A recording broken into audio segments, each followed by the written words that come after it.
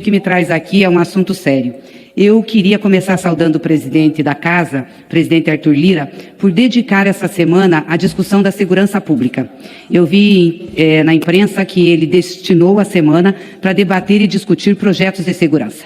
Nós precisamos mesmo, nós temos que discutir sobre o combate ao crime organizado, sobre o tráfico de drogas, sobre a bandidagem violenta, nós temos que fazer essa discussão, é importante e a sociedade brasileira quer.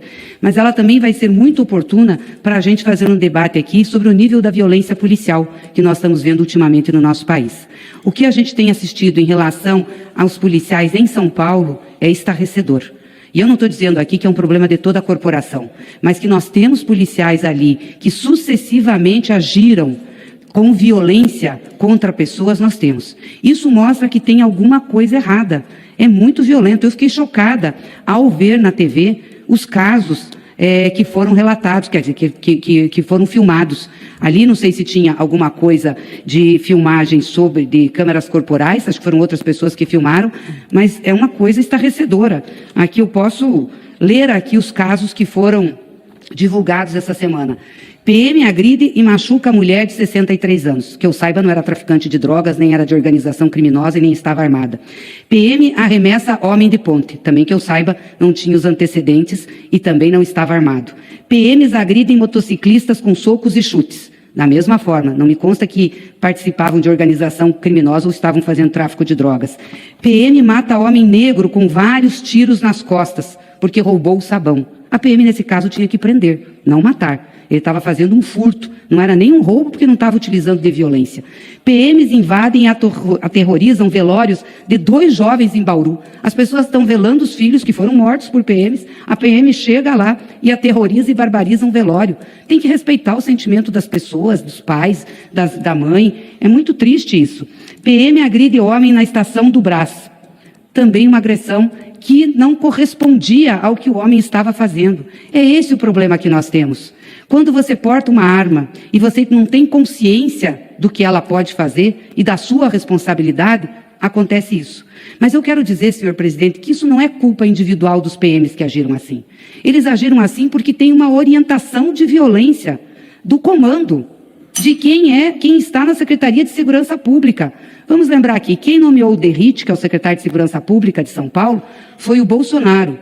E ele foi afastado da corporação exatamente por ser truculento e fazer abordagens violentas, que resultaram em muitas mortes, que resultaram em muitos problemas para as vítimas. Mas é ele que está hoje lá, com a condescendência do governador Tarcísio. O que é uma tristeza a polícia ter esse tipo de exposição. Teve um orador aqui que me antecedeu, falando que os policiais têm que ser compreendidos porque ganham pouco e arriscam a vida. Eu concordo com isso. A polícia não é bem remunerada, arrisca a vida.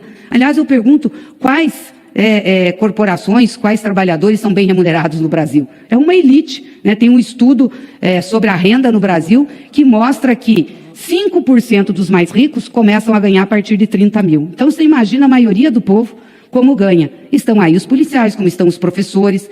Agora, ganhar pouco não pode ser sinônimo de violência. Nada justifica a violência. Porque as cenas são muito fortes, deputado Bongás, muito fortes. Eu fico pensando um pai, uma mãe, ver um filho seu submetido a uma violência policial. A gente tem filho jovem. Às vezes eles aprontam, e aí a polícia chega, espanca, bate, até mata. Mataram um estudante de medicina. Qual é a violência que esse menino podia estar fazendo à polícia, ainda que ele fizesse desacato? Os nossos filhos também nos desacatam. Você vai sair matando? Não pode. A polícia tem que ser preparada para fazer uma intervenção na sociedade que seja proteger a sociedade, realmente prender o bandido e, claro, em casos graves, quando tem tiroteio, quando tem problema, ninguém vai ficar contra o policial na sua defesa se ele matar alguém. Mas nesses casos não era isso que estava colocado. Então é muita agressividade que não podemos permitir. Por isso eu acho muito bom que a gente tenha essa semana de segurança pública, porque nós temos que discutir a violência policial. E eu quero aqui também saudar o ministro Barroso, que determinou o uso obrigatório de câmeras corporais por policiais militares de São Paulo. Eu defendo. E não sou contra também, deputado, usar a câmera, pode usar. A partir da hora que a gente entra no plenário, que vem aqui cumprir o nosso papel, nós podemos pôr câmera, não tem problema nenhum. Como o policial militar usa na sua ação, quando ele está designado para ir para a rua. Assim como nós estamos designados para vir para o plenário, para as comissões, eu não tenho problema nenhum quanto a isso. Eu acho que quanto mais transparência a gente tiver com a sociedade, melhor, sempre defendemos isso. Portanto, eu quero louvar o ministro Barroso. Já que essa casa não teve competência, capacidade para discutir esse projeto, de novo o Supremo Tribunal Federal decide por nós. É assim em várias matérias, mas nesse caso foi uma boa decisão, porque a gente precisa saber pelo próprio policial como ele se comporta, que aí não vai mais ter problema de dizer foi um terceiro que filmou, filma policial e tem medo de filmar traficante. Não, aí é o próprio policial. Vai ser filmado para saber como é que ele lida com o traficante e como ele lida com o cidadão comum que às vezes comete um delito, um pequeno delito, ou comete um desvio ou de agressão com um policial ou com outra pessoa. Nós precisamos saber disso. Agora, o que não pode continuar acontecendo é essa barbaridade da sequência de violência policial que nós tivemos em São Paulo. E aí eu também não acho que não é justo só o policial que cometeu a violência pagar. Aí quem tem que responder mesmo, é o secretário de Segurança e o governador. Porque eu não tenho dúvidas que se o policial age com violência e age desse jeito, é porque tem um comando. Age como se estivesse numa guerra contra o seu povo, contra a sua população. E isso vem do comando. Então o comando tem que ser o primeiro a ser punido nos casos de violência como estes. Os dados da economia do nosso país são por demais positivos. Nosso PIB cresce nesse último trimestre até mais do que o PIB da China. Vamos fechar em alta. Nós temos o menor índice de pobreza e de extrema pobreza, que chega ao menor nível desde 2012. E tudo isso puxado por ocupação, por trabalho, com o menor índice de desemprego da história recente do nosso país. Além de tudo, e além do mais, temos também um grande programa no Brasil de atendimento e de benefícios sociais que tem gerado, evidentemente, esse processo amadurecido de crescimento da nossa economia e de melhoria dos índices sociais. Um ambiente por demais salutar para qualquer país do mundo. Mas aqui no Brasil, o mercado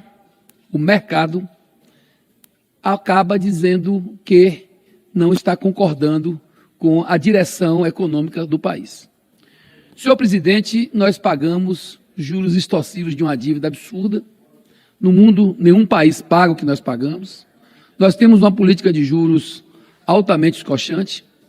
Nós temos, nesse país, uma dependência do setor financeiro e do capital especulativo acima de qualquer das grandes nações. E com todas essas oposições, com todas essas dificuldades, com todos esses obstáculos, esse nosso país, conduzido pelo presidente Lula, pelo nosso ministro Haddad, e por esta casa, e por este Senado, por esta Câmara, que tiveram maturidade para tratar com responsabilidade a coisa econômica, a causa econômica, a questão tributária, a questão fiscal, e que nos trouxe esse ano a uma vitória, que eu diria parcial, mas que podemos agora, ao fim do ano, dar tempo, entregar ela de forma plena, que é a vitória da reforma tributária. Senhor presidente, esta casa precisa entender mais sobre política no sentido civilizatório, no sentido de ter equilíbrio, de fazer da mesa e do diálogo a pedra de toque e, com muita responsabilidade, deixar que os extremos ideológicos fiquem de lado e a gente possa compor um caminho para a nossa economia, para os trabalhadores, para as trabalhadoras, que são a mola mestra de qualquer economia do mundo. Não existe país rico com muitos pobres. Se a gente diminui a pobreza, a gente cria mais oportunidade. Se a gente diminui a pobreza, a gente melhora o mercado interno de consumo. Se a gente diminui a pobreza, a gente melhora os índices sociais, a gente melhora os índices educacionais. E nós temos que pensar isso de forma grandiosa. Às vezes eu vejo aqui aqueles que se denominam direita, nacionalistas, em defesa da família. E esses mesmos que se autodenominam iluminados são os que mais batem na política econômica, não apresentam soluções e torcem para que o tal mercado vença o cabo de força com esta casa e com o Brasil. Eu digo com esta casa porque quando a gente fala que o mercado trafega em horizontes que são muito obscuros e ajuda, por exemplo, nesse momento, com essa tensão que faz ao governo, por conta do pacote econômico, que, aliás, um pacote econômico justo, tem que resolver algumas coisas. A questão do BPC, por exemplo, não tem que mexer, tem que manter o BPC como está, até melhorar. Tem coisas, por exemplo, tem que manter a questão dos R$5.000 de isenção. Tem questões que são cruciais e outras vão ser modificadas nessa casa. Mas em menos de 2 semanas, senhor presidente, a gente vê o dólar pipocar como pipocou, avançar como avançou, porque os setores financeiros especulativos desse país não concordam em ver o país andar de forma serena e de forma oblíqua no sentido do seu desenvolvimento econômico e social. Portanto, essa casa tem poucos dias para que possamos, com muita responsabilidade, retomar o debate sobre a reforma tributária, trazer do Senado para cá o primeiro texto, pelo menos, e entregar ao Brasil, ao final deste ano, um texto que não é o ideal, como também não era o ideal o arcabouço fiscal, como não era o ideal o texto final da reforma que foi aprovada aqui, mas é o possível que vai nos tirar, nesse momento, desse problema grave, que é esse manicômio tributário que a gente vive, e tentar com isso chamar de fato aqueles que se dizem nacionalistas para defender o mercado interno, o mercado de consumo interno, o mercado do dia a dia das pessoas e não esse mercado financeiro especulativo que não tem nenhuma responsabilidade com os rumos e com o desenvolvimento real do nosso Brasil. Era isso, senhor presidente, peço que que vá para